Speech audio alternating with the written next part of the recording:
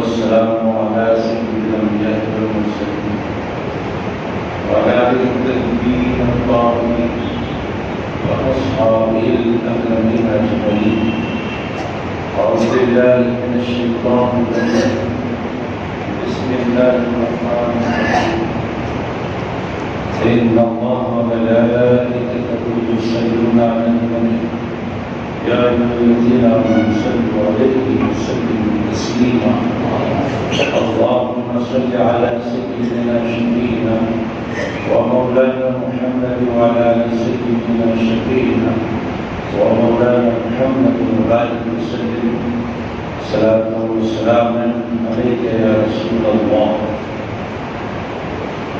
اللہ تبارک و تعالیٰ کا فضل و کرم ہے کہ اس نے ہمیں آقائے نامدار مدنی تاجدار دو عالم کے مالک و مختار گلشن ہستی کے اولین فصل بہار سید عالم نور مجسم راحت آدم و بنی آدم سیدنا محمد مصطفیٰ احمد مصطفیٰ صلی اللہ علیہ وآلہ واصحابہ وسلم کی امت میں پیدا فرمایا.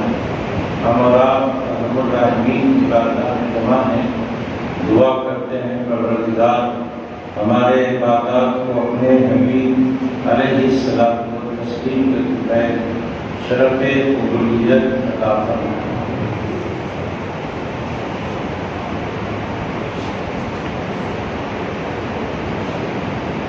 آج ہم بات کریں گے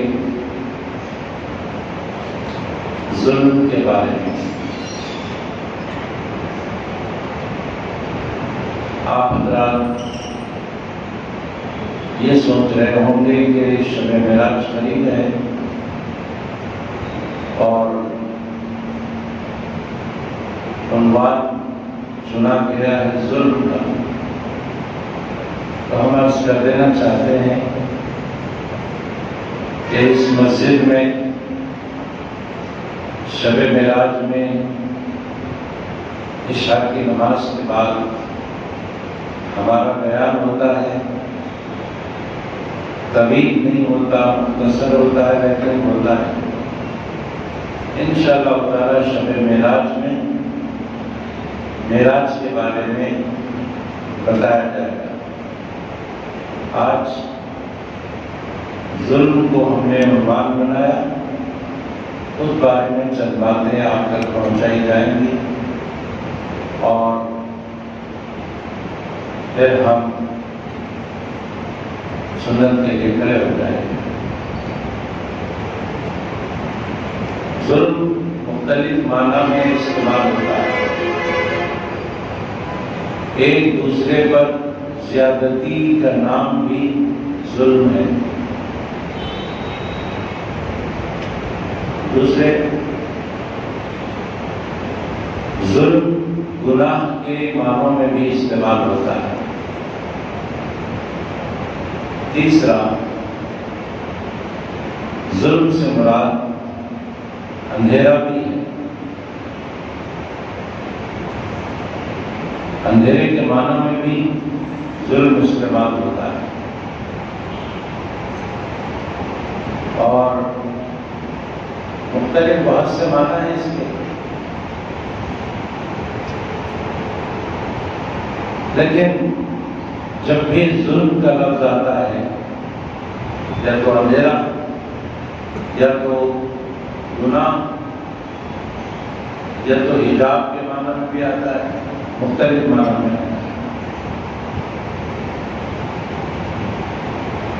قرآن پاک میں انسان کے بارے میں انہ کان ظلوما جہولا بھی ہے. وہاں بھی ظلم کی بات کی گئی، اس کے معنی الگ ہے. اس کی تشریح خانقاہوں میں ہوتی ہے. ضرورت اس بات کی ہے کہ انسان مدارس سے جڑے تاکہ قرآن و حدیث کے ظاہری معنی مفہوم سمجھ میں آئے،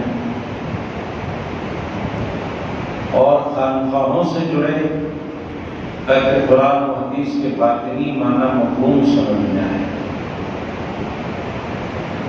قرآن میں شریعت بھی ہے، طریقت بھی ہے، معرفت بھی ہے، حقیقت بھی ہے، سب کچھ ہے۔ سمجھنے والا چاہیے اور توازن کے ساتھ سمجھانے والا چاہیے، یہ ضروری ہے۔ آج ہم ظلم کے بارے میں بات کر رہے ہیں۔ حضور اکرم صلی اللہ علیہ وآلہ وسلم نے صحابہ کرام کے مجمع میں ارشاد فرمایا، اے صحابہ بتاؤ مفلس کون ہے؟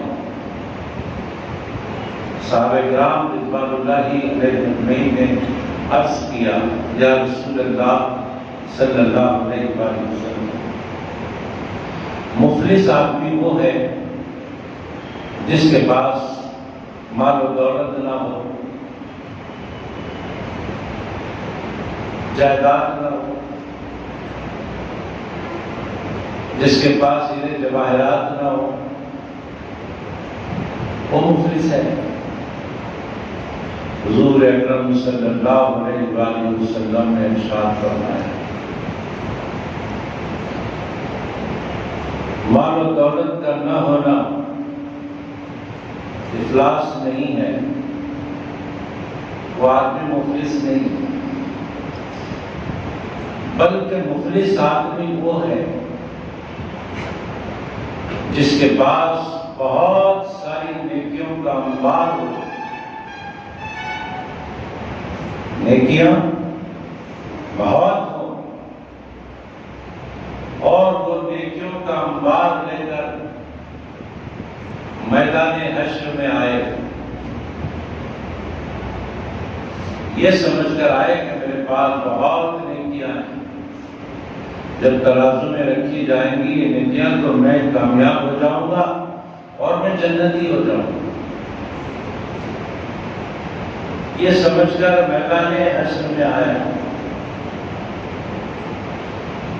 جیسے ہی اپنی نیکیاں اللہ کی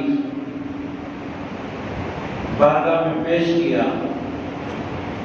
ادھر سے ایک بندہ آیا، عرض کیا، اے اللہ، اس نے دنیا میں مجھ پر ظلم کیا تھا، آج مجھے اس کا بدلہ چاہیے۔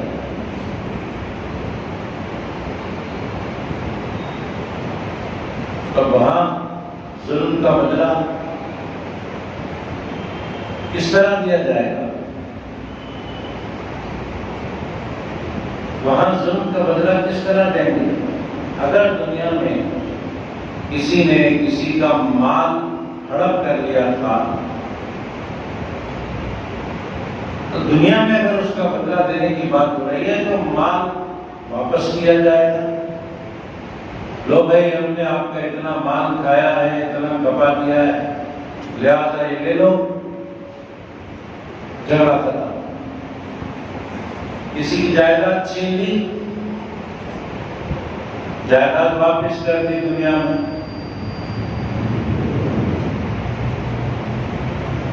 کسی کو مارا پیٹا، چلیے اس کا بدلہ، چل بھائی بدلہ لے لے، اب بدلے میں وہ اس کو مارے گا یا پھر معاف کر دے گا؟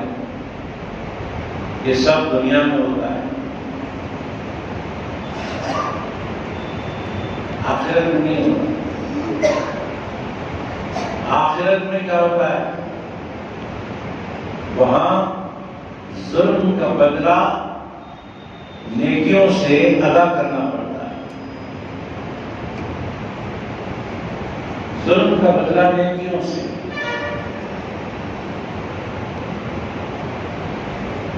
اے اللہ، اس نے مجھ پر ظلم کیا تھا، مجھے اس کا بدلہ چاہیے، اب نیکیوں کا انبار ہے، اس انبار میں سے کچھ نیکیاں نکال کر اس سے دے دی جائیں، یہ لے گئے، بدلہ ہو گیا۔ اب اسے دیا ہی نہیں تھا کہ دوسرا بھی آ گیا، آ کر کہنے لگا اس نے مجھ پر بھی ظلم کیا تھا، مجھے بھی بدلہ چاہیے، اس کو تھوڑے نکال کر دے۔ تیسرا آیا، اس نے مجھ پر بھی ظلم کیا تھا، اسے بھی تھوڑا نکال کر دے دیا۔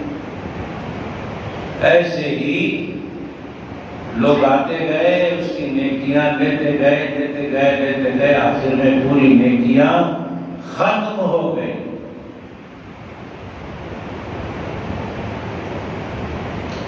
سرکار دو عالم صلی اللہ علیہ وآلہ وسلم ارشاد فرماتے ہیں، مال و دولت دنیا میں اگر کسی کے پاس نہ ہو تو اسے مفلس نہیں کہتے۔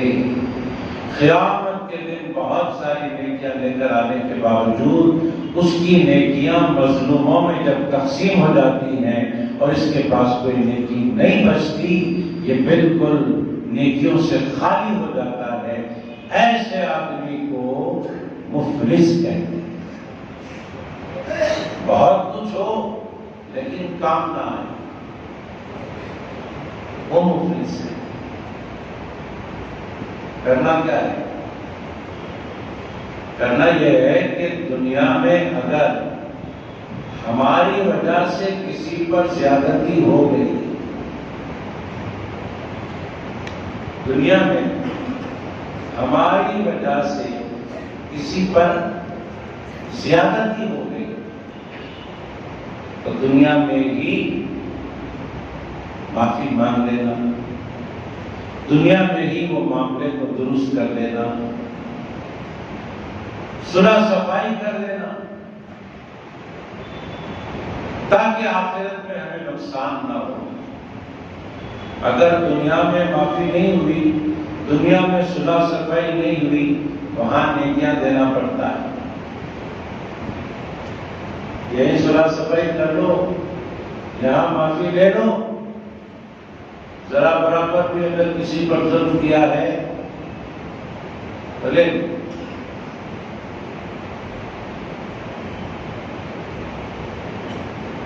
حضور پاک صلی اللہ علیہ وآلہ وسلم ایک جنگ کے موقع پر صحابہ کرام کی صفوں کو آراستہ کر رہے ہیں۔ سرکار علیہ السلام کے ہاتھ میں چھڑی تھی، اس چھڑی سے لوگوں کو آراستہ کر رہے تھے، صفیں بنا رہے ہیں۔ کوئی اگر سب کے آگے ہو جاتا تو اس کو چھڑی سے ٹھوک لگا کر پیچھے کرتے، کوئی پیچھے ہو جاتا اس کو آگے کرتے، سب آراستہ۔ اس میں ایک صحابی تھے جن کو حضور صلی اللہ علیہ وآلہ وسلم نے اپنی چھڑی سے ٹھوک لگا کر سیدھا کیا۔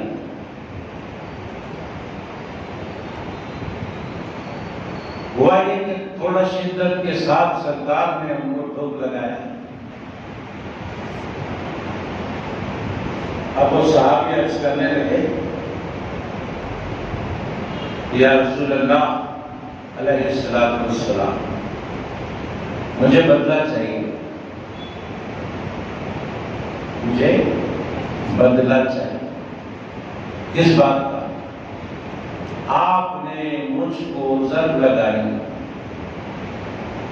آپ نے مجھ کو ٹھوک لگائی جس سے مجھے تکلیف ہوئی، مجھے اس کا بدلہ چاہیے۔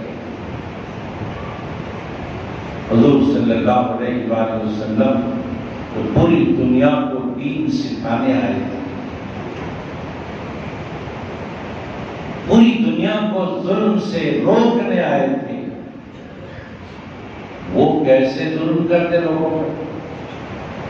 پوری دنیا کو یہ تعلیم دینے آئے تھے کہ اگر کسی کے ساتھ زیادتی ہوئی ہے تو دنیا ہی میں وہ معاملہ ختم کر دو، آخرت کے لیے اٹھا کر مت رکھو، وہاں نیکیاں دینی پڑے گی۔ یہ تعلیم دینے والے کب یہ گوارا کرتے کہ بدلہ نہ لیا جائے؟ انہوں نے سرکار نے کہا، فرمایا کہ لے لو بدلہ۔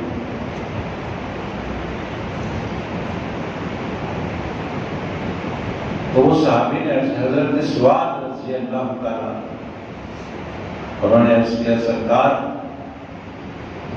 مجھے جو ضرب لگی ہے وہ خمیس کے اندر لگی، میں بھی چاہتا ہوں کہ آپ اپنا خمیس مبارک ہٹائیں۔ سرور کونین صلی اللہ علیہ وآلہ وسلم کی سادگی دیکھیے، آپ نے فرمایا ٹھیک ہے میں اپنی خمیس ہٹائے دیتا ہوں۔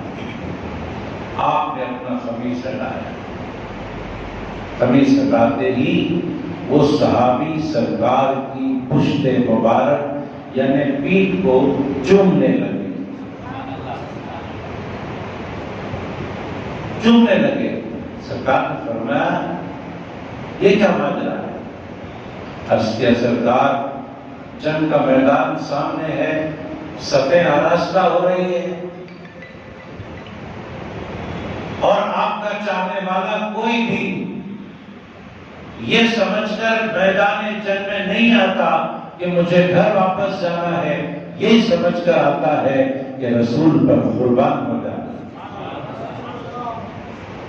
یہ سمجھ کر آتا ہے۔ اور میں بھی آیا ہوں اس جنگ میں شریک ہونے کے لیے یہ سمجھ کر کہ اس جنگ میں شہید ہو جاؤں۔ میدان جنگ سامنے ہے، صفیں آراستہ ہو رہی ہیں، اب کچھ ہی دیر میں میری شہادت ہونے والی ہے، مجھے یقین ہے۔ تو میری آخری خواہش یہ تھی کہ شہادت سے پہلے آپ کا بدن پاک چوم لوں تاکہ آخرت میری اچھی ہو جائے۔ میں نے اپنی خواہش پوری کر دی۔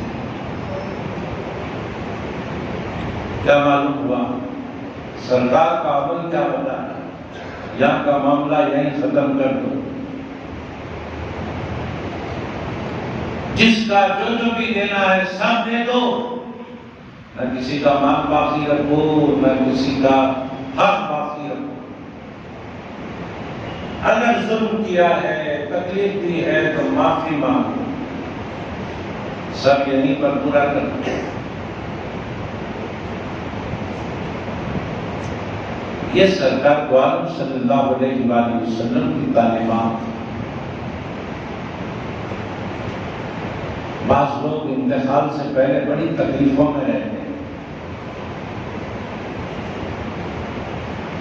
بعض لوگوں کی زندگی تکلیفوں میں رہتی ہے۔ اب وہ لوگ پریشان ہوتے ہیں کہ ہم ہماری زندگی تکلیفوں میں کیوں گزارتے ہیں، اللہ تعالیٰ ہم کو ان تکلیفوں میں کیوں رکھا ہے۔ انتقال سے پہلے بڑی شدید بیماریوں میں مبتلا ہو جاتے ہیں، پریشان حال رہتے ہیں، اس کے بعد انتقال ہوتا ہے۔ یاد رکھیں ایک بات، آدمی اگر پریشان حال ہے تو بظاہر اس کو یہ برا معلوم ہوتا ہے، لیکن اگر حقیقت کا پتہ چل جائے تو وہ کہے گا یہ پریشانیاں میری جاری رہیں اور یہ پریشانیاں قائم رہیں تو اچھا ہے۔ اگر اس کو پتہ چل جائے کہ وہ پریشانیوں سے، مصیبتوں سے اسے کیا مل رہا ہے تو وہ کہے گا یہ مصیبت نہیں، میرے لیے تو رحمت ہے۔ وہ کہے گا مجھے مصیبت چاہیے۔ حضرت علی مرتضیٰ رضی اللہ تعالیٰ عنہ فرماتے ہیں کہ اگر مصیبت آنے پر آپ مصیبت کے ٹلنے کی دعا کریں گے اللہ تعالیٰ مصیبت کو ٹال دے گا، لیکن یاد رکھو اگر تم مصیبت پر صبر کرو گے، اس کو ٹالو گے نہیں، تو پھر اللہ کی قدرت اور اس کا قانون یہ ہے کہ جب بھی کسی کو مصیبت دیتا ہے اس کے ساتھ راحت بھی پہنچاتا ہے۔ صرف مصیبت نہیں دیتا، مصیبت کے ساتھ راحت ہوتی ہے۔ اگر کسی کی زندگی پریشانیوں کی ہے تو وہاں پر دو باتوں میں سے ایک بات ضرور ہوتی ہے، یا تو اللہ تعالیٰ اسے مصیبت میں ڈال کر اس کے گناہوں کی معافی کرتا ہے اور آخرت میں اس کے لیے اجر ہوتا ہے۔ پریشانیاں جھیلنے سے گناہ معاف ہوتے ہیں،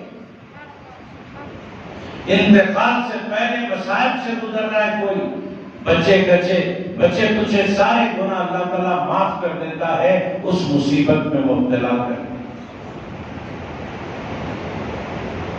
دوسری صورت کیا ہے؟ ایک گناہگار آدمی ہے، پریشانیوں میں مبتلا ہے، تو پریشانیوں کی وجہ سے اس کے گناہ معاف ہو رہے ہیں، چلیے ٹھیک ہے۔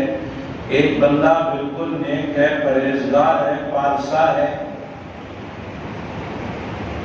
گنہگار نہیں ہے، نیک ہے، پرہیزگار ہے، پارسا ہے، تہجد گزار، وہ بھی پریشان ہے، تو اب اس کے پاس گناہ ہے ہی نہیں، تو پھر معافی کن گناہوں کی ہو رہی ہے؟ وہاں پر بتلایا یہ گیا، اگر گناہگار ہے تو گناہوں کی معافی ہو جاتی ہے مصیبتوں سے، اگر گناہگار نہیں ہے، نیک ہے، پرہیزگار ہے، تو اس کے درجات میں اضافہ ہو جاتا ہے، اس کے درجات میں اضافہ ہو جاتا ہے۔ بہرحال مصیبت آتی ہے تو راحت بھی ساتھ لاتی ہے، اس راحت سے بندے کو فائدہ ہوتا ہے۔ تو دنیا میں ہی سارے معاملات حل کر لیں، آخرت کے لیے اٹھا کر نہ رکھیں، یہ غلط ہے۔ آخرت کے لیے اٹھا کر رکھنا غلط ہے، وہاں نیکیاں دینا پڑتا ہے۔ حضور پاک صلی اللہ علیہ وآلہ وسلم نے ہماری بہتری کے لیے ارشاد فرمایا، دیکھو ایک گناہ ایسا ہے اللہ معاف نہیں کرتا، اور ایک گناہ ایسا ہے اللہ ہرگز چھوڑتا نہیں، بندے کو پکڑ لیتا ہے، اور ایک گناہ ایسا ہے اللہ چاہے تو معاف کرے، اللہ چاہے تو پکڑے۔ یہ تین قسم کے گناہ۔ نمبر ایک گناہ جو معاف ہوتا ہی نہیں، وہ کون سا گناہ ہے؟ وہ ہے شرک، شرک کا گناہ، اللہ کی ذات و صفات میں کسی کو شریک کرنا، اس کے افعال میں کسی کو شریک کرنا، یعنی جو مقام اللہ کا ہے وہ مقام کسی اور کو دینا شرک ہے۔ اللہ کا مقام کیا ہے؟ وحدہ لا شریک، ایکتا ہے، تنہا ہے، وہ اس کا کوئی شریک نہیں۔ کسی کو اگر شریک کر دیا شرک ہو گیا، اور یہ گناہ ہرگز معاف نہیں ہوتا۔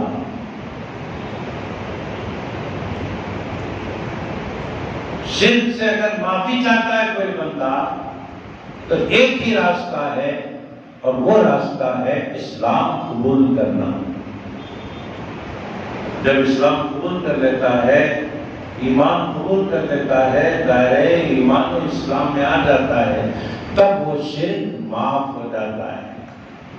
70 سال تک بھی اگر شرک کرتا رہا، ایک بار کلمہ توحید پڑھ لیا، 70 سال کا شرک ایک لمحے میں معاف ہو جاتا ہے۔ شرک کو اللہ معاف نہیں کرتا۔ اب آج کل بعض لوگ نئی نئی باتیں کرتے ہیں، جیسے ہی شرک کا عنوان آ گیا، اب وہاں لوگوں کو موقع مل جاتا ہے کہ شرک کیا ہے لوگوں کو بتائیں۔ اب بولنے لگ جاتے ہیں یا رسول اللہ، بولنا شرک، یا ولی اللہ بولنا شرک.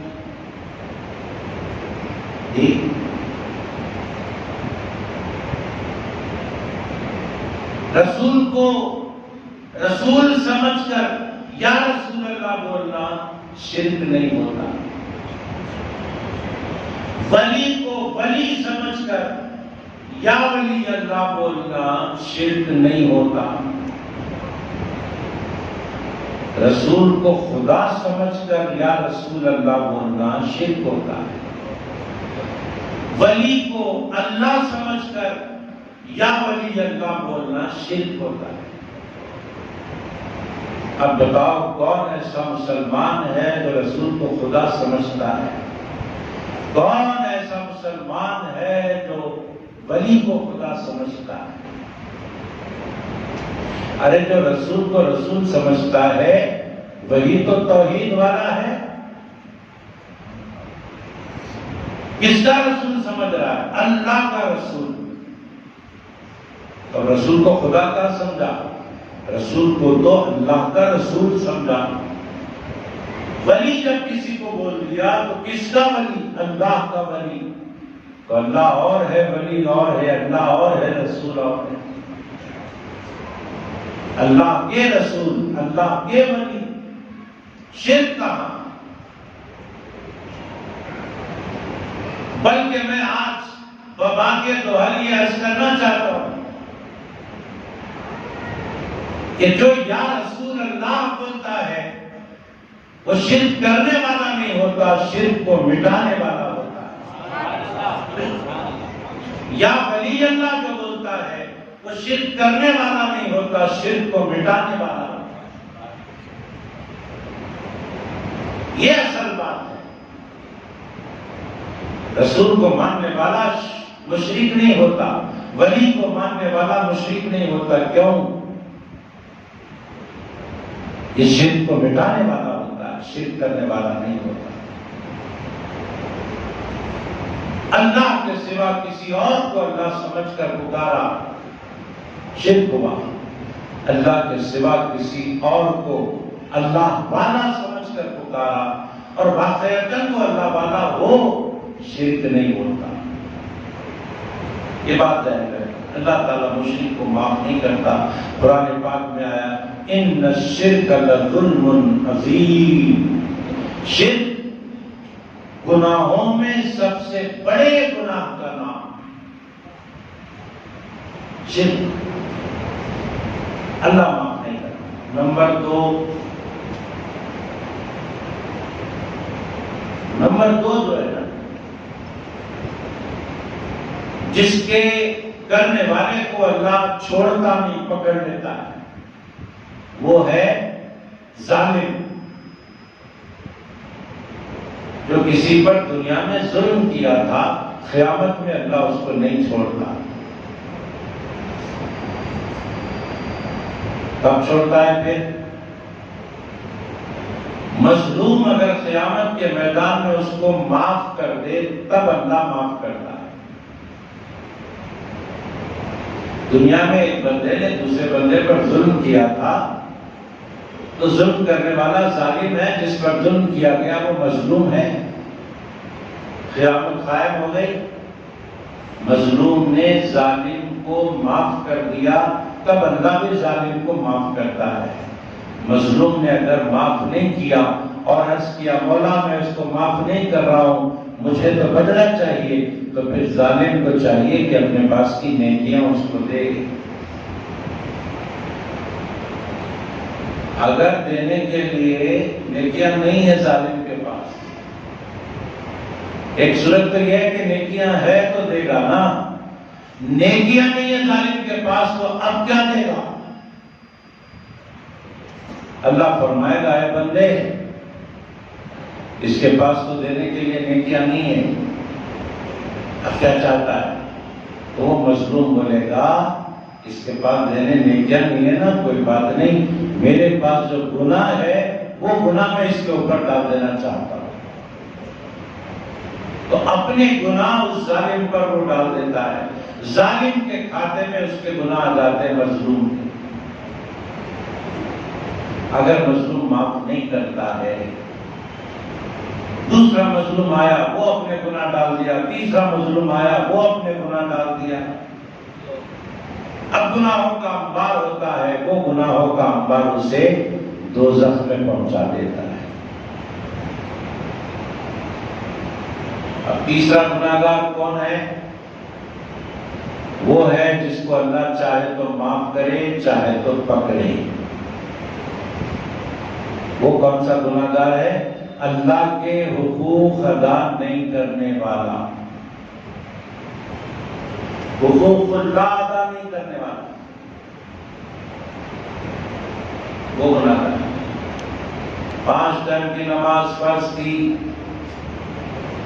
اللہ کا حق تھا 5 وقت اللہ کے آگے سر جھکانا، نہیں جھکایا، گناہ کیا، اللہ کی مرضی، چاہے تو معاف کرے چاہے تو پکڑ لے۔ اب اگر بندہ اس امید میں ہے کہ اللہ معاف کر دیتا ہے، ٹھیک ہے بھائی اللہ معاف کر دیتا ہے، آپ امید رکھیے، لیکن اللہ فرمایا میں چاہوں تو پکڑ بھی لیتا ہوں، ذرا اس بات کو بھی ذہن میں رکھیے۔ ایک ہی بات ذہن میں کیوں رکھتے ہیں کہ اللہ معاف کر دیتا ہے؟ ارے وہ خود فرما رہا ہے کہ میں معاف بھی کر سکتا ہوں، پکڑ بھی سکتا ہوں، تو اس کی پکڑ کو کیوں بھولتے ہو؟ یہ بھی تو سوچو وہ پکڑ بھی سکتا ہے، اگر معاف کر دیا تو ٹھیک ہے معافی ہو جائے گی، اگر وہ پکڑ لیا تو ہمارا کیا حال ہے؟ اس واسطے سرکار دو عالم علیہ السلام نے فرمایا ایمان خوف اور امید کے بیچ رہتا ہے۔ انسان کو چاہیے کہ پوری امید بھی نہ کرے، اور انسان کو چاہیے کہ پورا خوف بھی نہ کرے، تھوڑی امید رکھے اور تھوڑا خوف بھی رکھے، تو پھر انسان کی گاڑی صحیح چلتی ہے۔ جب خوف کرتا ہے تو پھر نیکیوں پر عمل کرنا شروع کرتا ہے، گناہوں سے بچنا شروع کرتا ہے۔ جب امید ہوتی ہے تو اس کو راحت ملتی ہے کہ اللہ مجھے معاف بھی کر سکتا ہے۔ بین الخوف والرجاء، ایمان امید اور خوف کے بیچ میں۔ تو آج کی بات ہوئی ظلم کے بارے میں، اور ظلم میں سب سے بڑا ظلم شرک۔ الحمدللہ ہم اور آپ شرک سے محفوظ ہیں۔ کیوں محفوظ شرک سے ہے؟ تو کس بنا پہ بول رہے ہیں؟ ایک حدیث پاک ہے، اس بنا پہ بول رہے ہیں۔ سرکار دو عالم صلی اللہ علیہ وآلہ وسلم نے آج سے 1400 سال پہلے فرما دیا تھا، میری امت دنیاوی خواہشات میں مبتلا ہو سکتی ہے، مگر میری امت میرا چاہنے والا مشرک نہیں ہو سکتا، وہ شرک نہیں کر سکتا، دنیا دار ہو سکتا ہے، مشرک نہیں ہو سکتا۔ سرکار کو اپنی امت پر اتنا بھروسہ ہے کہ میری امت شرک نہیں کر سکتی۔ لا الہ الا اللہ محمد رسول اللہ پڑھنے والا شرک نہیں کر سکتا، بلکہ شرک کو مٹانے والا ہو سکتا ہے۔ یا رسول اللہ بولنا شرک، حضور کا نام لینا یا محمد بولنا شرک۔ آپ کو ہم بتا دیتے ہیں حضور علیہ السلام کا نام شرک کو مٹانے والا ہے، شرک کو مٹانے والا ہے۔ لا الہ الا اللہ، لا الہ الا اللہ، لا الہ الا اللہ اگر کوئی غیر مسلم پڑھے، 1000 نہیں 1,00,000 بار پڑھے لا الہ الا اللہ، تو کیا اس کا شرک ختم ہو جائے گا؟ کوئی غیر مسلم مسلمان بننا چاہتا ہے، لا الہ الا اللہ پڑھا، 1,00,000 مرتبہ پڑھ لیا، تو کیا اس کا شرک ختم ہو گیا؟ کیا وہ اسلام میں آ گیا؟ بچہ بھی کہے گا، جوان بھی کہے گا، بزرگ بھی کہے گا کہ نہیں، 1,00,000 مرتبہ لا الہ الا اللہ پڑھا تب بھی اس کا شرک ختم نہیں ہوا۔ ایک بار محمد الرسول اللہ پڑھا، 70 سال کا شرک بھی ہے، ایک بار نام مصطفیٰ لینے سے ختم ہو جاتا ہے۔ یہ نام محمد کی برکت ہے، شرک پورا ختم۔ ایک بار محمد الرسول اللہ اگر کوئی غیر مسلم پڑھ دے، پورا شرک ختم۔ لا الہ الا اللہ دعویٰ ہے، محمد الرسول اللہ اس کی دلیل ہے۔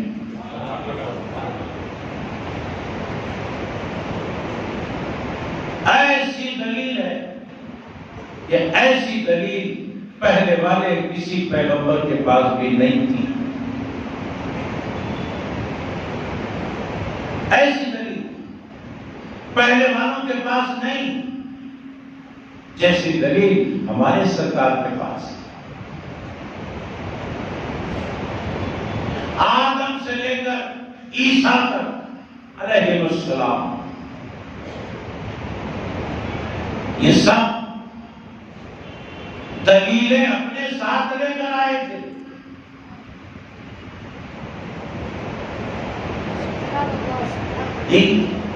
موسیٰ ہے، دعویٰ کیا لا الہ الا اللہ، دنیا نے دلیل مانگی تو معجزے دکھائے،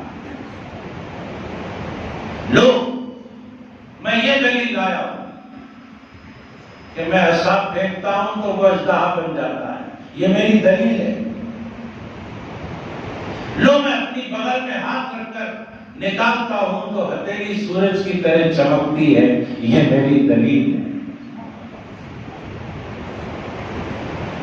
عیسیٰ نے کہا لا الہ الا اللہ، یہ میرا دعویٰ ہے۔ دنیا والوں نے دلیل مانگی، کہا مردے کو زندہ کر کے بتاتا ہوں، یہ میری دلیل ہے۔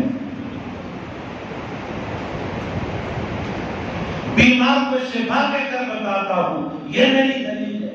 داؤد نے کہا لا الہ الا اللہ، دنیا نے دلیل مانگی، کہا لوہا جیسی سخت چیز کو میں اپنے ہاتھ میں نرم کر کے بتا دیتا ہوں، یہ میری دلیل ہے۔ آدم سے عیسیٰ تک سب دلیلیں اپنے ساتھ لے کر آئے تھے۔ جب ہمارے سرکار نے لا الہ الا اللہ کا دعویٰ کیا کہ اللہ کے سوا کوئی معبود نہیں، تو دنیا نے دلیل مانگی تو سرکار نے یہ بھی فرمایا میں بھی اپنے ساتھ لایا ہوں، بلکہ فرمایا اے دنیا والوں، وہ آدم سے عیسیٰ تک پیغمبر تھے جو دلیلیں اپنے ساتھ لائے تھے، میں سراپا دلیل بن کے آیا ہوں۔ میرا کھانا پینا دلیل ہے، میرا چلنا پھرنا دلیل ہے، میرا سونا جاگنا دلیل ہے، میرا تجارت کرنا دلیل ہے، میرا شادی بیاہ کرنا دلیل ہے، میرا تمہارے درمیان رہنا دلیل ہے۔ سراپا دلیل بن کے آیا۔ تو لا الہ الا اللہ دعویٰ ہے، محمد الرسول اللہ اس کی دلیل ہے۔